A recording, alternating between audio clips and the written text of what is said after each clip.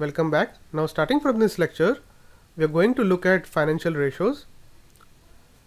A financial ratio expresses one financial quantity with respect to another and conveys some aspect of a company's performance or valuation.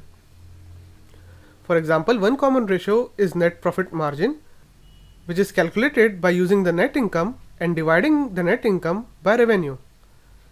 This ratio essentially tells you the percentage of revenue in excess of all its costs, which results in a profit for the company. For example, this ratio can be used to answer the question that which company is more profitable when comparing two or more companies. Let's look at an example.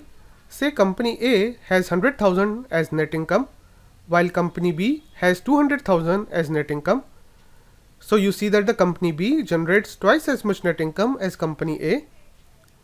But if company A revenue is 2 million, while the company B revenue is 6 million, you see that the profit margin of company A is given by 100,000 divided by 2 million, which is 5%, while the profit margin for company B is given by 200,000 divided by 6 million, which is close to 3.33%. So company A generates $5 profit for every $100 in revenue, while company B generates $3.33 profit for every $100 revenue.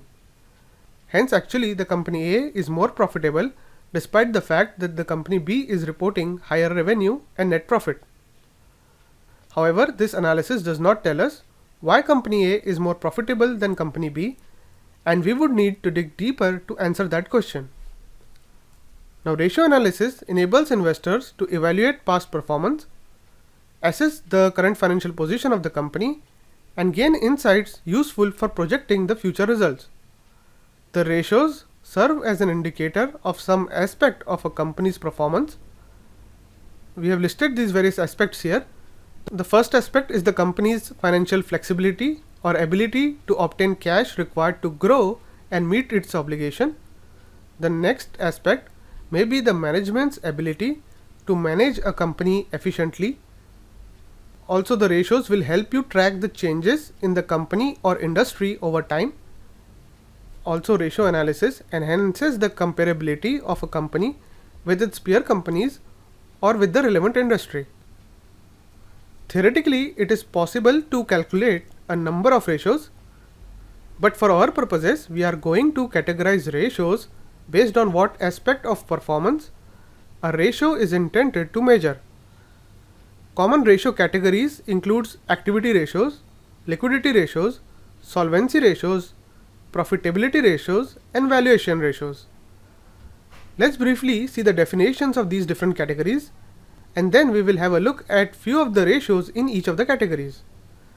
The first category of financial ratio is the activity ratio. Activity ratios measure how effectively a company performs its day-to-day tasks, such as the collection of receivables and the management of inventory. The next category of financial ratio is the liquidity ratio, which measures the company's ability to meet its short-term obligations. Then you have the solvency ratios, which measures the company's ability to meet its long-term obligations. The next category of ratios is the profitability ratios, which measures the company's ability to generate profits from its resources. Then you have the valuation ratios, which measures the quantity of an asset or cash flow associated with the ownership of a company's share. One should understand that these ratios are not mutually exclusive.